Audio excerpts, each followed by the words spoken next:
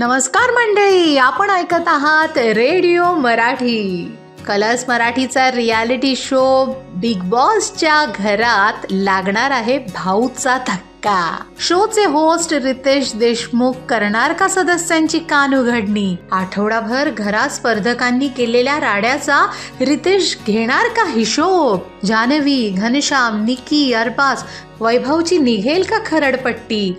Suraj, DP आणि इरिनाचे होणार का कौतुक? अभिजित, पॅडी, निखिल, योगिताची वाढली हुरहुर. आर्या, अंकिताची उडणार का तारांबळ?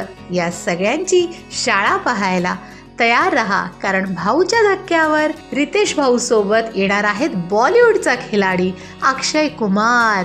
अरे पण का, कशाला?